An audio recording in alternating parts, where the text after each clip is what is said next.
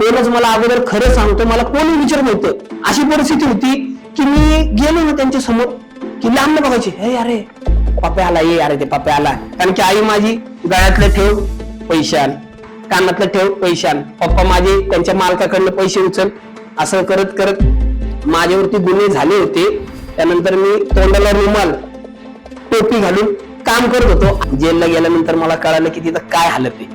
एक जर्मनची ताटली घेऊन लाईनीला लागा, लाईनीला लागल्यानंतर त्यात भात एवढसा देणार, घरच्यांगत चपाती नाही.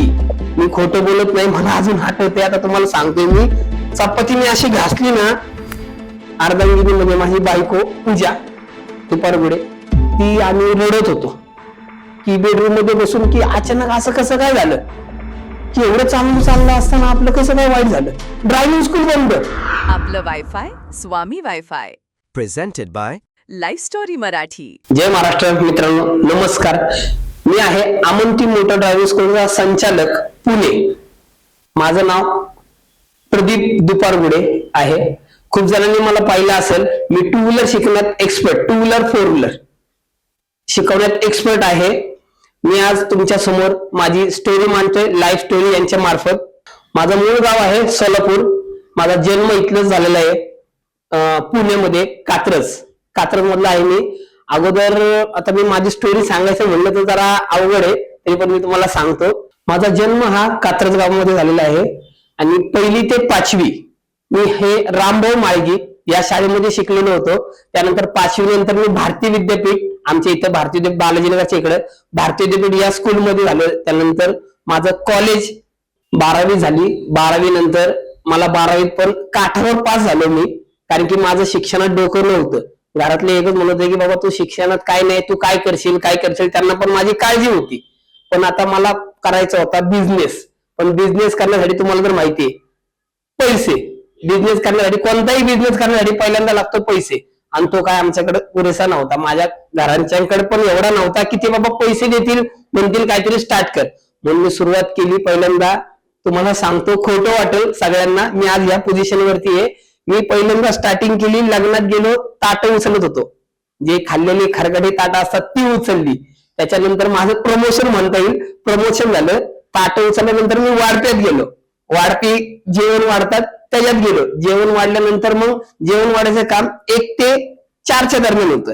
4च्या नंतर मग परत मी अक्षता वाढतात तेही काम केलं मी तिथंच. म्हणजे असं 2 ते सकाळपासून घरातनं बाहेर पडलो की उन्हाळ्याच्या सुट्ट्यात मी ते करत होतो काम. मग त्यानंतर ते काम करत करत करत करत मला एक माझा मित्र बोलला, तू बाबा कष्ट करतोय तर एक काम कर, तुला मी एका ड्रायव्हिंग स्कूल मध्ये कामाला लावतो. मग मी तिथे गेलो. तिथे गेल्यानंतर मला काय ड्रायव्हिंग येत नव्हती. त्यानंतर मला त्यांनी ड्रायव्हिंग शिकवली. ड्रायव्हिंग शिकून मी तिथंच काम केलं. तिथं काम करून मी तिथलं जरा नॉलेज घेतलं.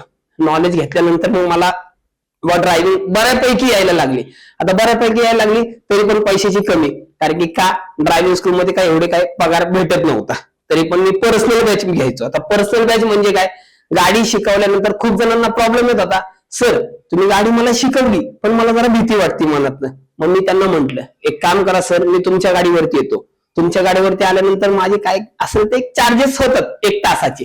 त्यांनी मला 400 रुपये 500 रुपये त्याप्रमाणे द्यायला लागले. मग मी तिथलं मग माझं डोकं लावलं, म्हणलं अरे पर्सनल बॅचला पण पैसे येतात. मग मी ते पर्सनल बॅच घ्यायला लागलो. पर्सनल बॅच घेत घेत घेत मी असे काही थोडेफार पैसे साठवले.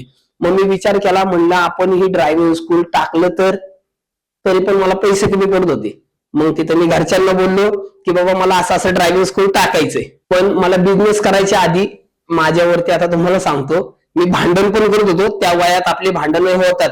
आता त्या वयात भांडण म्हणजे काय तुम्हाला सांगतो, अशी किरकोळ भांडण, ह्याला मार त्याला मार करत नव्हतं मी अशा एरियात राहत होतो की तिथं गुन्हेगारी खूप म्हणतात ना, आपलं नाही का, गावाबरोबर किडे रखडले जातात त्याप्रमाणे मी अशा एरियात राहत होतो की तिथं पूर्णपणे गुन्हेगारी म्हणजे गुन्हेगारी. अशा एरियात राहिल्यामुळं माझ्यावर गुन्हे पण झाले खूप. एवढे गुन्हे झाले की मी आता सांगण्यासारखं नाही तरी पण सांगतो, मारलं. त्यानंतर मला जेल झाली. जेल झाल्यानंतर आलो. असे खूप, आता मला सांगायला कसं वाटतंय, पण मी आता लाईफ स्टोरीद्वारे तुम्हाला मी सांगतोय की पिढी ही असं असते की आपण वयात आल्यानंतर आपल्याला काय वाटतं की मला पण ते वाटतं की बाबा मला भाई बनायचंय. मी त्या क्षेत्रात उतरल्यानंतर मग मी याला मार त्याला मार, माझं नाव मोठं कर. काही जण छोटी मुलं किंवा बायाची मुलं ते पप्पू भाई, मला पप्पू म्हणतात, पप्पू भाई भाई भाई भाई भाई बनत बनत मला असं वाटायचं की बाबा मी भाई झालो. म्हणून मी त्या क्षेत्रात उतरलो. त्याच्यानंतर मला माहिती आहे की मी काय होतो आणि काय झालो. कारण की का त्याच्यात मी एवढं जणांना मारलं, जेलमध्ये पण गेलो, जेलमधनं बाहेर आलो, परत जेलमध्ये गेलो, 2 वेळा मी असं जेलमध्ये जाऊन आलो. पण म्हणतात ना की कुठंतरी म्हणजे देव असल्यासारखं खरंच माझी आई होती त्यावेळी. तिने मला वेळोवेळी बाबा थांबवलं, मला की वेळोवेळी माझ्या पाठीशी उभी राहिली. कोण नेते येत नाही, लक्षात ठेवा. तुम्हाला वाटत असेल की हे केल्यानंतर हा नेता येतो ते नेता तो फक्त मागणं बोलतात, पण कोणच येत नाही घरच्यांशिवाय. मला अजून आठवतंय माझी आई जेलच्या बाहेर थांबायची, वडील माझे बहीण भाऊ काय असेल ते सगळे थांबत होते. मला नंतर बाहेर आल्यानंतर खरंच वाटलं की मी काहीतरी चुकीचे केले. कारण की आई माझी गळ्यातलं ठेव पैसे आण, कानातलं ठेव पैसे आण, पप्पा माझे त्यांच्या मालकाकडनं पैसे उचल, असं करत करत माझ्यावरती गुन्हे झाले होते. पण त्यातनं मला माझ्या आईने सुधारवल्यानंतर मग मी विचार केला की बाहेर आल्यानंतर बाबा आपण हे सोडायचंय. पण तेवढ्यात सोडायचं म्हणल्यानंतर माझ्या हातात आलं लेटर. आता ते लेटर कोणतं होतं? ते लेटर होतं तडीपारचं. मला 2 वर्ष पुण्यातनं बाहेर हद्दपार केलं. गुन्हे जास्त झाल्यामुळे अंगावरती त्यांनी मला तडीपार केलं त्या एरियातनं. तडीपार केल्यानंतर मग मी मनात ठेवलं की बाबा मला आयुष्यात काहीतरी करायचंय.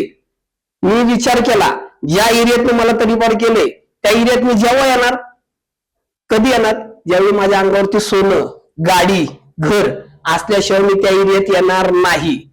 त्यानंतर माझी जर्नी सुरू झाली. त्यानंतर मी तोंडाला रुमाल, टोपी घालून काम करत होतो. आरटी मध्ये पण जात होतो. आरटीची कामं शिकलो मी. त्याच्यानंतर मी ड्रायव्हिंगची कामं शिकलो. ड्रायव्हिंगची कामं शिकल्यानंतर मग मी ड्रायव्हिंग स्कूल टाकण्याचा प्रयत्न केला. पुरेसे पैसे नव्हते.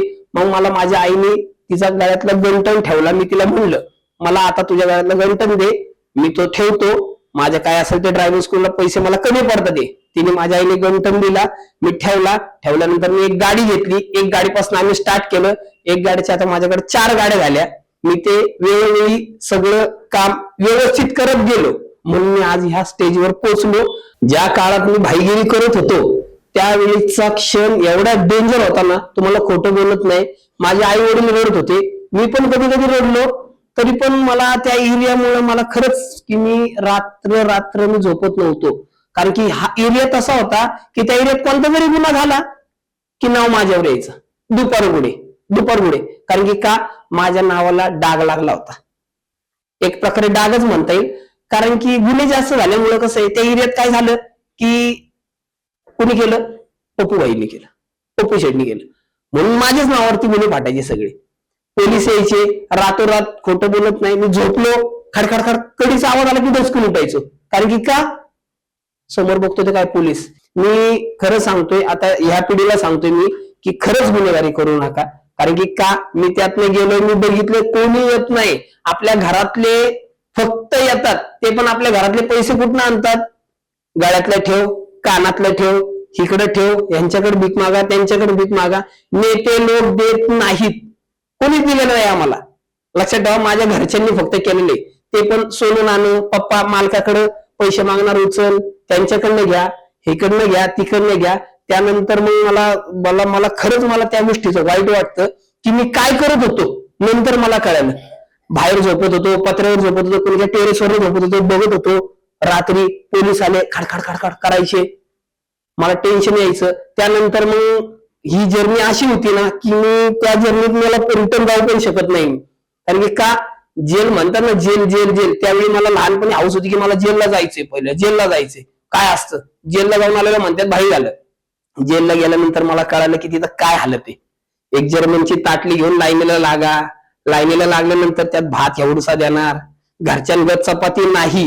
मी खोटं बोलत नाही, मला अजून आठवते. आता तुम्हाला सांगतोय मी, चपाती मी अशी घासली ना, ते चाळतात ना, ते पडत होतं त्या चपातीत. एवढी जाड चपाती तशीच खायचो. एकच देणार, 2-3 आपल्या मर्जीवर नाही. एवढा भात भाजी तितका आला करून खायचा. स्टार्टिंग तर मी ताट हातात घेतलं, एवढा मळ निघला कॉर्नरवरनं. तिथं मला खरंच घरातली आठवण आली की थोडं ताट घाण असलं की आपण फेकून द्यायचो, नको. पण नाही, तिथे गेल्यानंतर खरंच मला लाईफ कळाली. त्यानंतर मी विचार केला परत यायचं नाही. पण परत एक गुन्हा झाला, परत आत गेलो. माझ्या आईने खरंच मला वेळोवेळी बाबा आई होती म्हणून मी आज इथपर्यंत आहे. कारण की का, मी बाहेर गेलो रात्री कुठं बाहेर असलो की लगेच फोन नाही यायची घ्यायला, डायरेक्ट कुठं असेल तिथं यायची. म्हणून मी आज, नाहीतर मी माझं संपलं होतं. मी खरंच तिथनं मग तडीपार झाल्यानंतर मी दुसरीकडे राहायला गेलो, भाड्याने राहायला गेलो. तिथं जरी कुणी रात्री खडखड केली तर मी डचकून उठायचो, पोलीस आले. पण नाही, रेंटने घर होतं, तिथं कोणाला माहित नव्हतं मी कुठं राहतोय, म्हणून तिथं मी इझिली राहू शकलो. लक्षात ठेवा, ही जर्नी अशी ना, मी हात जोडतो कोणाला, सगळ्यांनाच, की जे असतील ना की गुन्हेगारी करू नका. तुम्हाला कोणी भाई म्हणलं, एक हे केलं, काय केलं, काही नाही. एकच सॉरी. आता मी शिकलोय, मी आता ड्रायव्हिंग करतो, मला कुणी काही बोललं तर मी त्यांना फक्त दादा सॉरी एवढं बोललं ना, समोरचा त्यांची चुकी असो माझी चुकी असो, मी फक्त सॉरी म्हणलं ना, ते स्वतः समजून जातात, नाही चांगलं आहे.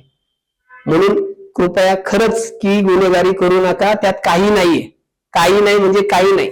आता मुद्द्यावर येतो मित्रांनो, मला करायचा होता बिझनेस, पण मी बिझनेस सोडला, दुसरीकडेच लाईन पकडली.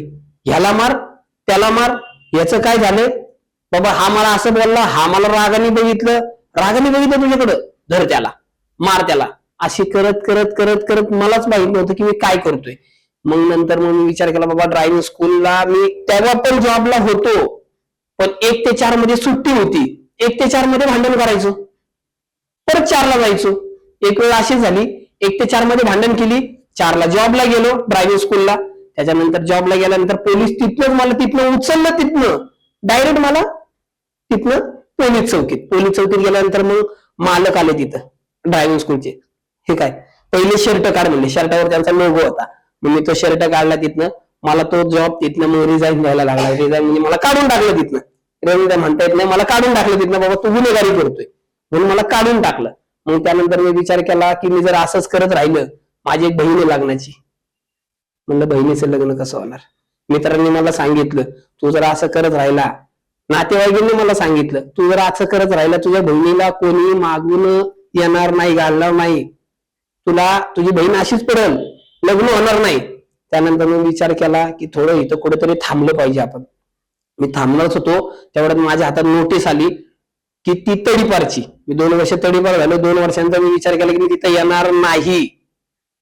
मी केव्हा येणार, ज्यावेळी माझ्या अंगावर सोनं, घर, माझं मग लक्ष होतं एक, की जिद्द केली मी, खरंच जिद्द केली मित्रांनो. माझ्यासारखा जिद्दीवान मला खरंच वाटत नाही की मी जिद्द केली. कारण की का, मी एकेवेळी एवढं भांडण करायचो की मी आज जिद्द केली की मला हे करायचंच आहे. त्यानंतर मग मी तिथं बाहेर पडलो. बाहेर पडल्यानंतर खोटं बोलत नाही, पहिली गोष्ट मला बिझनेस करायचा होता म्हणून मी 1 वर्ष कंपल्सरी 1 वर्ष काम केलं. मी जेवढे पाहिजे तेवढे पैसे साठवले, रुमाल बांधून फिरायचो. कोणालाच कळत नव्हतं की बाबा हा कोण आहे. आरटी मध्ये कामाला गेलो तरी रुमाल बांधून, टोपी, जेणेकरून माझे फक्त डोळे नसायचे. डोळ्यांवरनं कधी कधी मित्र ओळखत होते मला, तरी पण मी तिथं लगेच गाडी पळवायचो, निघून जायचो. कारण की मला कोणाच्या समोर यायचं नव्हतं. त्यानंतर मग मी काम फक्त काम करत राहिलो. 1 वर्षात पैसे साठवले. त्यानंतर मम्मीला म्हणलं मला बिझनेसच टाकायचा आता. आई पण म्हणले बाबा मुलगा सुधारल्यानंतर मी आईने मला मदत केली. काय तर त्यावेळी एवढे पैसे नव्हते. आई म्हणली मी तुला पैसे देऊ शकत नाही, पण मी एक करू शकते. तिने मला आईचा गंठण दिला, 2 तोळ्याचा गंठण होता, तो माझ्या हातात दिला. म्हणली धर, तू बिझनेस कर. मी तो 2 तोळ्याचा गंठण ठेवला. एक गाडी काढली. त्यानंतर मी पैसे साठवले, तिला 3 तोळ्याचा गंठण करून दिला. 3 तोळ्याचा गंठण करून दिला.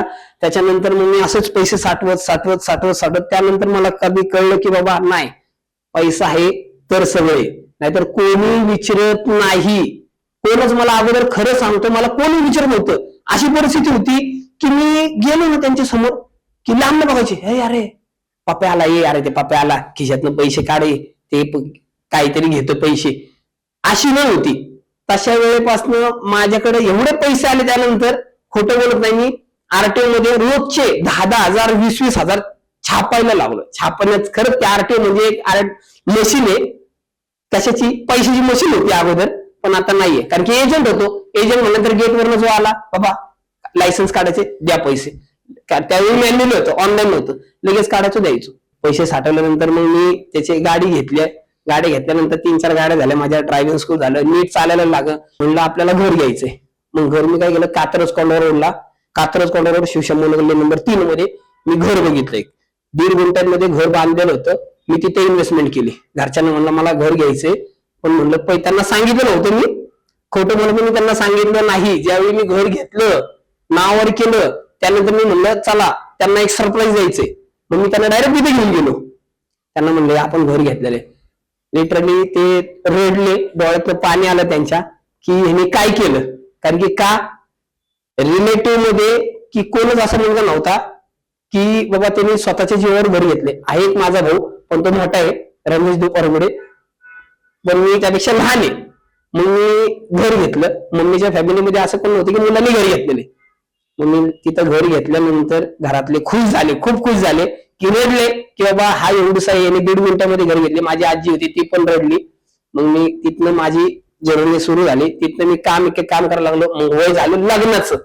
आता लग्न करायचं म्हणल्यानंतर मला भीती मनात काय की बाबा कोणी गेलं, हा मुलगा सांगेल की काय करत होता काय नाही. पण त्याच्या आधीच मी माझं साम्राज्य एवढं केलं होतं ना, की माझे मुलीवाले आले बघायला आले की बाबा त्यांनी बघितलं की ह्या मुलाकडे 2 ऑफिस होते त्यावेळी. माझं एक जांभूळवाडीला एक ऑफिस होतं आणि कात्रज कोंढा एक ऑफिस होतं. बघितलं ऑफिस आहे, 4 गाड्या आहेत, स्टाफ आहे कामाला, सगळे. त्यांनी एवढंच बघितलं, माझं पास्ट काही बघितलं नाही. त्यांनी बघितलं एवढं. त्यानंतर ते म्हणले आम्हाला मुलगा पसंत आहे म्हणल्यानंतर माझं लव्ह मॅरेज नाही, अरेंज मॅरेज आहे माझं. लग्न झाल्यानंतर सुखाने चाललं. थोडे दिवस म्हणतात ना, काही दिवस सुखाचे, काही दिवस दुःखाचे. आता सुखाचे दिवस कुठले, लग्न झाल्यानंतर थोडस, आता कोविड मध्ये लग्न झालं, एन्जॉय केला, सगळं केलं. कोविड नंतर सगळ्यांना पैशाची महामारी आली, पैसे नाही कुणाच्याच खिशात, काय नाही. तिथं मला जरा प्रॉब्लेम झाला. पण माझा एक फ्रेंड आहे, खरंच तो मित्र म्हणतात ना की मित्र असे ठेवा, हाताला मोजणे एवढेच, बोटाला मोजणे एवढेच मित्र ठेवायचे. खरंच तसं आहे. माझा एक मित्र उमेश राजवडे, त्याने मला वेळोवेळी मदत केली. ज्यावेळी पाहिजे त्यावेळी मला पैसे दिले, ज्यावेळी पाहिजे तेव्हा त्यांनी मला पैसे दिले. आणि त्यानंतर मग माझी जर्नी अशी झाली की ड्रायव्हिंग स्कूल थोडं चालत होतं. त्यानंतर ड्रायव्हिंग स्कूल खोटं बोलत नाही बंद पडलं. बंद म्हणजे की एवढा प्रॉब्लेम झाला पैशाचा की ड्रायव्हिंग स्कूल बंद करायला लागलं. मला एक गाडी विकली, 2 गाड्या विकल्या मी, 2 गाड्या विकल्या. त्यानंतर ड्रायव्हिंग स्कूल बंद केलं. बंद केल्यानंतर माझ्याकडे पैशाचा प्रॉब्लेम, एवढा प्रॉब्लेम पैशाचा की बोलायला नको. आता घरच्यांकडे पण त्यावेळी पैसे नव्हते, कारण की जस्ट लग्न झालं होतं. मला मदत केली. आम्ही खोटं बोलत नाही, तुम्हाला सांगतो की मी आणि माझी अर्धांगिनी म्हणजे माझी बायको पूजा दुपारगुडे, ती आम्ही रडत होतो की बेडरूम मध्ये बसून की अचानक असं कसं काय झालं, की एवढं चांगलं चाललं असताना आपलं कसं काय वाईट झालं. की म्हणतात ना, लोकांची नजर, खरंच नजर लागली होती त्यावेळी. कारण की आमचं एवढं चांगलं होतं, अचानक नजर लागली. ड्रायव्हिंग स्कूल बंद, पैसे कुठून आणायचे, पैसे नाही. 2 गाड्या तशाच पडून होत्या घरात. आम्हाला पैसे कोण देत नव्हतं, मित्रांकडे पण एवढे काही नव्हते. त्यानंतर मला खरंच मदत केली की माझ्या बायकोच्या घरच्यांनी मला मदत केली. त्यांनी, तिच्या वडिलांनी मला पैसे दिले डिपॉझिटला, 1 लाख रुपये दिले. 1 लाख रुपये डिपॉझिट दिलं मी. परत ड्रायव्हिंग स्कूल मी ओपन केलं. तिथनं आणि तिथनं मी नाव चेंज केलं. मग ड्रायव्हिंग स्कूलचं माझं अगोदर नाव होतं 77 मोटर ड्रायव्हिंग स्कूल. त्यानंतर मग मी आलो अमंती मोटर ड्रायव्हिंग स्कूल. ते की माझ्या मुलीचं नाव आहे अमंती मोटर ड्रायव्हिंग स्कूल. जसं माझी बायको म्हणली की आपण अमंती मोटर ड्रायव्हिंग स्कूल देऊयात, मुलीचं नाव देऊयात. मग ज्यावेळी मी माझ्या मुलीचं नाव ड्रायव्हिंग स्कूलला दिलं, तिथनं मला खरंच म्हणतात ना की माझी मुलगी पहिली होती, लक्ष्मी म्हणता येईल. जसं मी तिचं नाव दिलं त्याने मला एवढं ग्रो मिळालं की खूप ग्रो मिळालं. त्यानंतर माझी बायको म्हणली की आपण काय करूयात, इंस्टाग्रामला व्हिडिओ टाकूयात. त्यावेळी मी म्हणलं हे मला लाज वाटते, नको म्हणलं मी. मग ती म्हणली अहो नाही टाकूयात. मग आम्ही इंस्टाग्राम सुरू केलं. इंस्टाग्राम सुरू केल्यानंतर मग मी ते व्हिडिओ टाकायला लागलो. पण ते गाण्याचे व्हिडिओ टाकायला लागलो की त्यात गाणी टाकायला लागलो. आता गाणी टाकले, 3 व्हिडिओ मी अशा पोस्ट केल्या. 3 व्हिडिओ पोस्ट केल्या, त्या 3 छान गेल्या. 8,000 व्ह्यू आले त्याला, एकाला 10,000 12,000 असे 3 व्हिडिओ व्ह्यू आले. पण ते गाणी टाकत होतो मी. माझा एक फ्रेंड आहे, तो त्याला खूप डोकं आहे त्यातलं, की तो म्हणला एक काम कर, म्हणला असं नको करू. त्याचं नाव अजय जाधव आहे. तो म्हणला की ह्या गाण्यात तू बोल, माणसांना काय गरज आहे, की ह्याच्याकडनं काय आपल्याला मिळतंय ते बघतात माणसं. मग तू गाणे नको टाकू, तू बोल, बोलल्याने जास्त चालेल असं म्हणला तो.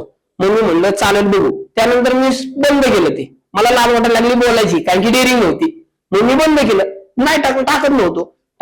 असं गेले काही दिवस, गेले खूप गेले, चालत गेलं ड्रायव्हिंग स्कूल. पण माझा भाऊ आला तिथं, प्रवीण जाधव. तो मला म्हणला की भैया, की मला आहे ना खरंच लय कॉल येतात इंस्टाग्राम वरनं. मला पहिलं खोटं वाटलं, नंतर जसं जसं तो मला कॉल देत होता की बाबा हिकडनं इन्क्वायरी, तिकडनं इन्क्वायरी, हे ते, मग मला खरं वाटलं की अरे म्हणलं खरंच माझा भाऊ बोलतो ते खरंच आहे. मग मी कॉल घेत होतो, त्यांचे इन्क्वायरी होत्या, ऍडमिशन पण होत होते. तो म्हणला तू पण ओपन कर, पण मी त्याला सांगितलं होतं की माझं आधी ओपन होतं. मग म्हणलं चालेल. त्याच्याकडनं मग मी काय केलं, ओपन केलं. त्याने मला जरा सांगितलं की असं कर तसं कर. मी ओपन केलं. त्याच्यानंतर मग जे व्हिडिओ मी टाकायला लागलो, व्हिडिओ टाकल्यानंतर मला मग चांगले व्ह्यू भेटायला लागले. एवढे चांगले व्ह्यू भेटायला लागले, फोर व्हीलर शिकवत मग मी विचार केला की फोर व्हीलर शिकवतोय, पण माझ्याकडे स्वतःकडे म्हणलं माझ्या टू व्हीलर पण शिकवता येते, कारण की मी टू व्हीलर पण अगोदर शिकवत होतो. पण मी विचार केला टू व्हीलरचे व्हिडिओ कोण जास्त टाकत नाही, टू व्हीलरचे जरी व्हिडिओ टाकल्या तरी डीप मध्ये सांगत नाहीत. डीप मध्ये म्हणजे काय, आता नॉर्मली सगळे टू व्हीलर शिकवतात, पण खूप जण टू व्हीलर असे शिकवतात ना, हा चला द्या स्पीड, तसं नाही. स्पीड द्यायच्या अगोदर मग मी विचार केला, मी सगळीकडचं नॉलेज घेतलं. तुम्हाला जर त्या कुठल्या क्षेत्रात उतरायचं असेल तर तुम्हाला खरंच सगळीकडलं नॉलेज घेणं गरजेचं असतं. तसं मी सगळं नॉलेज घेतलं, उगाच करायचं म्हणून करायचं नाही. मग मी सगळीकडचं नॉलेज घेतलं की टू व्हीलर वाले काय शिकवतात, काय नाही. त्याच्यानंतर मला कळालं की टू व्हीलर वाले एवढे शिकवत नाहीत जास्त डीप मध्ये जाऊन. मग मी डीप मध्ये शिकवायला लागलो, जेणेकरून पहिलं गाडीची माहिती दिली मी. लोकांना आवडलं की बाबा नाही हा एकदम मनापासून सांगतोय, की मला एवढं आवडलं लोकांना. मग लोकांनी मला लाईक, सबस्क्राईब पूर्ण, मग त्यांनी मला प्रतिसाद दिला. त्याच्यामुळे आज मी तुमच्यामुळं मी आज इथे उभा आहे. लाईव्ह स्टोरी मध्ये मी माझी स्टोरी सांगतोय की मी ते रील टाकायला लागलो. रील टाकत माझे काही रील मिलियन मध्ये गेल्या, अजून पण जातात काही रील मिलियन मध्ये व्ह्यूज जातात. त्याच्यामुळे मी आज आता दुसरी शाखा पण ओपन केली आहे इंस्टाग्राम मुळे. आणि मी सगळ्यांना सांगू इच्छितो की खरंच इंस्टाग्राम वर तुम्ही तुमचा बिझनेस स्टार्ट करा. खरंच तुम्ही इकडं पैसे तिकडं पैसे काही गरज नाही. मी पण केलं, पण नंतर इंस्टाग्राम वरनं टाकायला लागलो. तिथं मला कळालं की इंस्टाग्राम खरंच आहे, फायद्याचं आहे, खूप खूप म्हणजे खूप फायद्याचं आहे. कारण की मी तिथनं मला एवढा बिझनेस येतो ना की मी सांगू शकत नाही. खरंच येतो बिझनेस.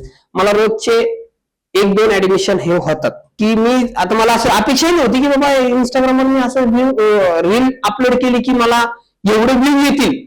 पण लिटरली खोटं बोलत नाही, मी व्हिडिओ अपलोड केली टू व्हीलरची की 1 तास 2 तास 1 तास म्हणलं तरी चालेल, 1 तासाच्या आधात 10K 20K 30K व्ह्यूज येतात.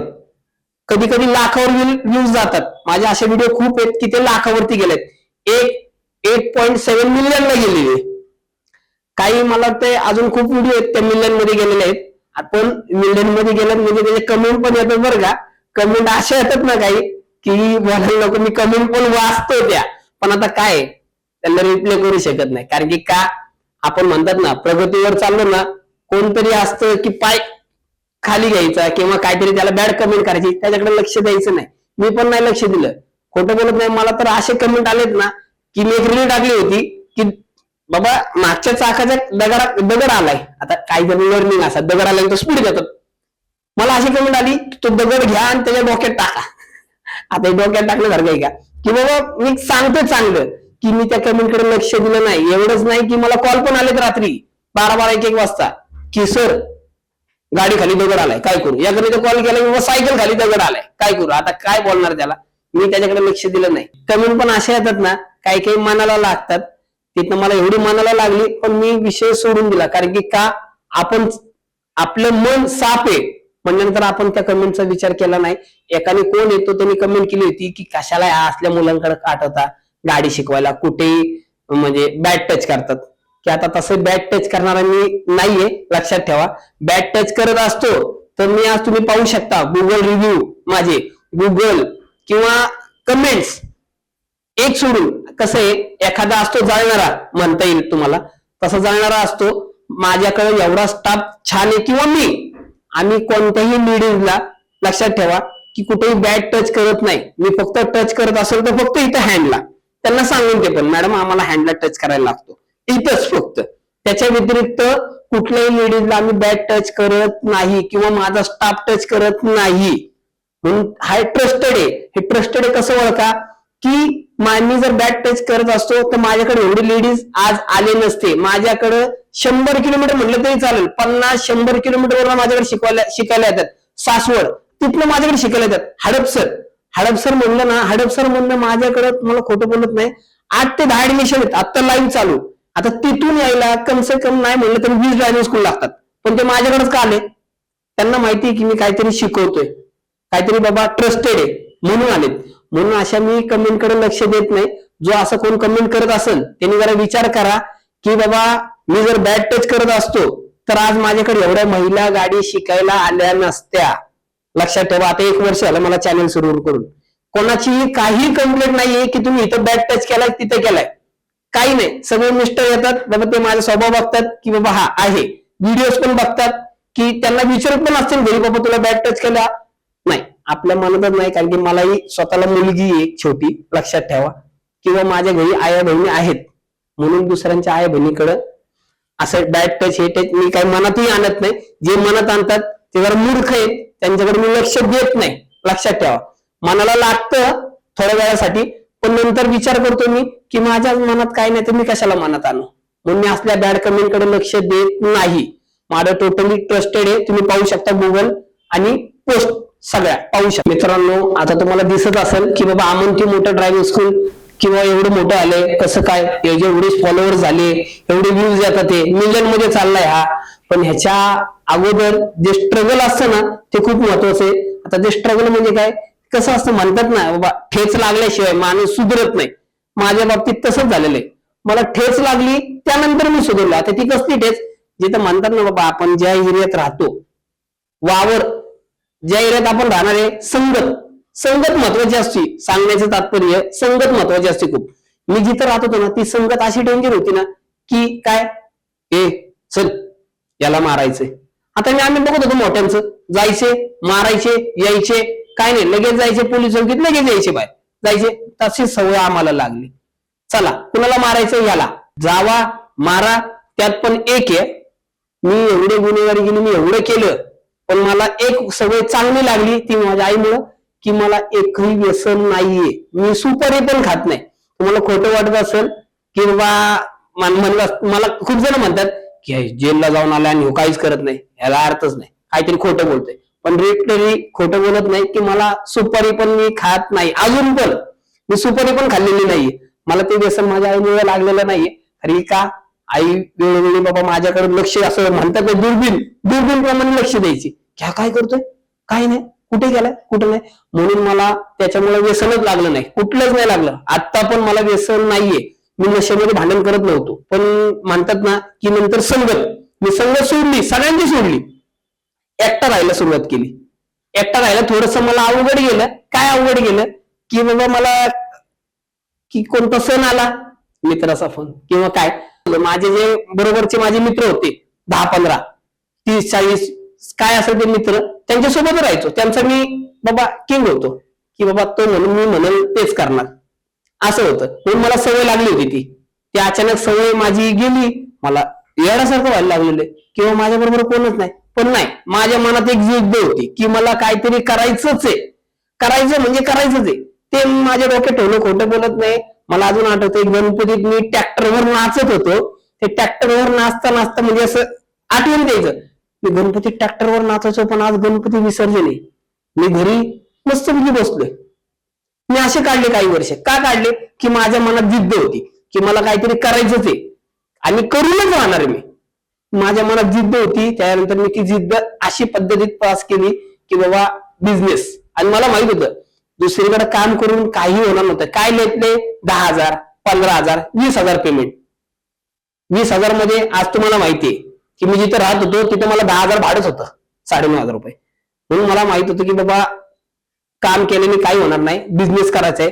पण माझं नशीब भारी की मी RTO मध्ये एक एजंट म्हणून लागलो. आता मला अजून खूप म्हणजे मला ब्रँचेस वाढवायचे. जे अमंती मोटर ड्रायव्हिंग स्कूलचे 2 ब्रँचेस आहेत, 2चे 4 करायचे आहेत. 6 करायचे. जर कोणाला खरंच इंटरेस्ट असेल तर माझ्या बरोबर जॉईन व्हा. मी तुम्हाला आपण मिळून एक फॅमिलीगत बिझनेस स्टार्ट करूयात. मी तुम्हाला टोटल सगळं सांगेल. आता गुन्हेगारीचं बोलायचं म्हणलं तर मी अगोदर गुन्हेगारी करत होतो. आता गुन्हेगारी केल्यानंतर लय जणांना वाटतं मी याला मारलं मी भाई झालो, मी त्याला मारलं भाई झालो. तसं नसतं मित्रांनो, लक्षात ठेवा. कधीच कोणाच्या म्हणजे असं ह्याच्यावरती जाऊ नसतं. एक्झाम्पल सांगतो, मी इन्शर्ट केलंय, नीट राहतोय, व्यवस्थित राहतोय, म्हणजे मी काय लगेच असा एकदम शामा झालो नाही. तुम्ही त्याला मारताल त्याच्या पण मनात राग असतो. आता माझ्याबद्दल असंच झालं होतं. मी एकाला मारलं होतं, खूप मारलं होतं. म्हणतात ना बाबा, मी तेव्हा हुच मध्ये की बाबा मी त्याला मारले, छाती फुगून चालत होतं. काही नाही, तुम्ही जसं आहे ना, जशी करणी तशी भरणी. लक्षात ठेवा की त्यानंतर बाबा त्यांनी माझ्यावरती ट्रॅप लावला मला मारण्यासाठी. 2 ते 3 वेळा मी वाचलो. त्यातनं 2 ते 3 वेळा मी वाचलो. मी नाहीतर गेलो होतो त्यावेळी, पण नशीब म्हणतात ना, नशीब माझ्या नशिबाने मला साथ दिली. तिथनं मी वाचलो आणि तिथनं मी तो एरिया सोडूनच बाहेर गेलो. मग तेव्हा मी कधी सुधारलो. म्हणून मी सांगतो, गुन्हेगारी करून काही उपयोग नाहीये. तुम्ही ह्याला एक मारताल, त्याला मारताल, टोळी घेऊन जाताल, ह्याला मार त्याला मार. मी पण केलं नाही, त्यात काही सिद्ध होत नाही. काही सिद्ध होत नाही. तुम्हाला सिद्ध करायचं तर काहीतरी हे मिळवा, तरच सिद्ध करा. आणि आता सध्याला मोठा भाई फक्त एकच आहे, पैसा. बाकी कोण नाही. तुमच्या खिशात पैसा आहे तर बरं तुम्हाला सगळे विचारणार आहे. जर पैसा गेला तर कोणच तुम्हाला विचारणार नाही. माझ्याबद्दल बाबा मला पण पैसे नव्हते खिशात त्यावेळी कोणच विचारत नव्हतं. आता पैसे आहेत तर सगळे. लक्षात ठेवा. म्हणून गुन्हेगारी करून कोणी मोठं झालेलं नाही. गुन्हेगारीच्या मागे जाऊ नका. लक्षात राहू द्या. आता तर खूप डेंजर झाले. जिथे गुन्हे नुसतंच मोबाईलने शूटिंग. आमच्या वेळी तरी आवड होता, आधी मोबाईल नव्हते, पण आता मोबाईलद्वारे सगळीकडे कळतं लगेच कुठं काय चाललंय काय नाही, कॅमेऱ्याद्वारे. आता गुन्हेगार म्हणल्यानंतर अगोदरचे गुन्हे असे होते की, आता एक्झाम्पल माझं सांगतो. मी आता गुन्हा करायचं म्हणजे काय, माझ्या अगोदरपासून माझ्याकडे शिक्का नव्हता की मी गुन्हेगार होतो. आता संगतीमुळे माझ्या बरोबर झालेलं आहे की बाबा याची संगत त्याची संगत. आमचे जे मोठे भाई त्यांच्या भाईच्या नादी लागून त्याच्या मागे थांबून तो म्हणला याला मार की आम्ही मार, त्याला मार की आम्ही मार. त्यानंतर मग मला म्हणजे डागच लागला होता माझ्या नावावरती. पण त्यावेळीची गुन्हेगारी आणि त्यावेळीच म्हणजे म्हणतात ना महाराष्ट्र पोलीस, हे त्यावेळी पण होतं. पण त्यावेळी कसं होतं, कॅमेरे जागोजागी कॅमेरा असतात. ऍक्टिव्हपणा नव्हता त्यावेळी. आता जसा ऍक्टिव्हपणा आहे, आता तुम्ही इथं मारलं 100 मीटरवर नाही गेले की पोलीस पकडतात की बाबा असतातच. आता पोलीस, महाराष्ट्र पोलीस ऍक्टिव्ह झालेले आहेत. तुमच्याकडनं थोडा जरी गुन्हा झाला की आता बघत असाल तुम्ही की गुन्हा करून कोण पळून गेला ना, तिथलं पण आणायची ताकद त्यांची असते, महाराष्ट्र सोडून गेला तरी. म्हणून गुन्हा आता करणं शक्य नाहीये. परिस्थिती अशी होती मित्रांनो, खोटं बोलत नाही, की मी गुन्हेगार होतो म्हणून माझ्या मित्रांच्या घरातले किंवा रिलेटिव्ह, जास्त रिलेटिव्ह म्हणजे त्याच्या नादी लागू नको तो गुन्हेगारी. कारण की माझं नावच एवढं खराब झालं. तर दुपारगुडे म्हणलं की डायरेक्ट पोलीस घरात. दुपारगुडे म्हणलं का ज्या एरियात राहतोय तिथे काय गुन्हा म्हणलं तरी डायरेक्ट घरात. एवढं नाव खराब झालं ना, खोटं बोलत नाही. माझं असं रिलेटिव्ह आहे ना, त्याच्या नादी लागू नको. माझ्याकडे असं बघत नव्हती, कारण की म्हणत काय हा काय करणार आहे, हे काहीच नाही करू शकत. कारण की का किती पोलीस शोधतात त्याला, याला इथं नाव तिथं नाव, नाही काहीच करू शकत नाही. पण मी वेळ अशी आणली मित्रांनो, खोटं बोलत नाही, वेळ अशी आणली मी की मी जे पोलीस मला आधी शोधत होते ना, त्यांच्या घरातल्यांना आता मी ड्रायव्हिंग शिकवलं. कारण की त्यांना कळलं की बाबा नाही हा मुलगा खरंच कामाचा आहे. 5 वर्ष 10 वर्ष खोटं बोलत 12 वर्ष झाली. आता 12 ते 13 वर्ष आले की माझ्या नावावर एकही गुन्हा नाही किंवा एनसी नाहीये. 12 वर्षात मी एवढा बदल केला की जे पोलीस आज मला शोधत होते त्यांच्या घरच्यांना मी ड्रायव्हिंग शिकवलीये. त्यांच्या घरात मी चहा पाण्याला जातो कधी कधी. त्यांच्या घरातली कामं म्हणजे ड्रायव्हिंग लायसन्स रिन्यू म्हणा, काही म्हणा, गाडी नावावर करा, ती मी कामं करतो आज त्यांची. आणि ते मला आवर्जून कामं करतात आणि पैसे देतात. का देतात की बाबा नाही यांनी काहीतरी करून दाखवलेलं आहे. असं प्रत्येक जण, खरंच मी म्हणतो की तुम्ही पण चांगल्या मार्गाला लागा. की काही वर्षात आपल्याकडे एक एक दिवस, एक एक मिनिट, एक एक सेकंद म्हणलं तरी चालेल, गेलेला मिनिट परत येत नाही. लक्षात ठेवा. जे मी माझे काही वर्ष घालवले की ते परत आले नाहीत, की ते मी आता परत आणलेत. कसे आणलेत तर बाबा बिझनेस करून, स्ट्रगल करून असे आणलेले. आता काही पास्ट माझा मी तुम्हाला सांगितलंय असा होता की बाबा भांडण करून मला काय म्हणजे नाही का, असं पैसे तर खिशात नव्हतेच. घरच्यांची परिस्थिती अशी होती की बाबा पैसे नाहीयेत, की खरंच की त्यावेळी असे वांदे होते की खरंच पैसे नव्हते. त्यामुळे माझी बहीण पण डीमार्टला कामाला जायची, माझा भाऊ कामाला जायचा, शिक्षण करून तो कामाला जायचा, इंजिनियर येतो आज, शिक्षण करून तो पण कामाला जायचा, मी कामाला जायचो, वडील कामाला जायचे, अशी परिस्थिती होती. त्यामुळे आम्ही काय परिस्थिती, मी माझ्या स्वतःच्या बाबतीत की बाबा काही गोष्टी घेऊ शकत नव्हतो. कारण की का, खिशात पैसे नाहीत, मी ते कामच तसं करत होतो. पण आज मी अशी परिस्थिती बनवलेली की माझी 2 ऑफिस आहेत, 2 ऑफिस मध्ये 6 एम्प्लॉय कामाला आहेत. त्यांना मी पुरेसा त्यांचं घर चालेल एवढं मी त्यांना पेमेंट देतो आणि त्यांच्याबरोबर व्यवस्थित म्हणजे त्यांना घरच्यांप्रमाणे वागतो त्यांच्यासोबत घरच्यांप्रमाणे. आणि मला खरंच बघायला वाटतंय की माझी आधी परिस्थिती काय होती आणि आज परिस्थिती काय आहे. मी एका ऑफिसला 50,000 रुपये भाडे देतोय रेंट, एका ऑफिसला रेंट 50,000 देतोय, इकडच्या ऑफिसला 15,000 रुपये रेंट देतोय, गाडीचे हप्ते नाही म्हणलं तरी. आता त्यावेळी माझ्याकडे अशी परिस्थिती होती की माझ्याकडे मोबाईल नव्हता. त्यावेळी माझ्या एका मित्राचा मोबाईल आम्ही सगळे वापरतो, पण आज अशी परिस्थिती आहे की म्हणतात ना परिस्थिती दाखवावी लागते. माझ्याकडे 1.5 लाखाचा मोबाईल आहे, तो माझ्या बायकोने मला गिफ्ट दिलाय. म्हणजे आता मी हा माझा प्रवास लाईफ स्टोरीच्या माध्यमातून तुमच्या समोर मांडला सगळा, की मी कसा झिरो होतो, 0 पासून हिरो झालो, परत झिरो झालो, परत हिरो झालो. आता मी हिरोच राहणार आहे, लक्षात ठेवा सगळ्यांच्या. कारण की का, मी जे काम करतोय त्या कामाला मला एवढा प्रतिसाद मिळतोय, एवढे लेडीज जे माझे बहिणी आहेत, ताई, सगळ्यांना माझ्या स्टोऱ्या किंवा माझी म्हणजे शिकवणं एवढं आवडले ना, ते मला खूप प्रतिसाद देतात. त्याबद्दल मनापासून त्यांचा आभार. लक्षात ठेवा, मी अशी काही ते माझी तुटकी मुटकी जी स्टोरी आहे ती लाईफ स्टोरी प्रमाणे तुम्हाला त्यांच्या माध्यमातून मी तुम्हाला मांडली आहे. मला संधी दिली त्याबद्दल मी त्यांचे मनापासून आभार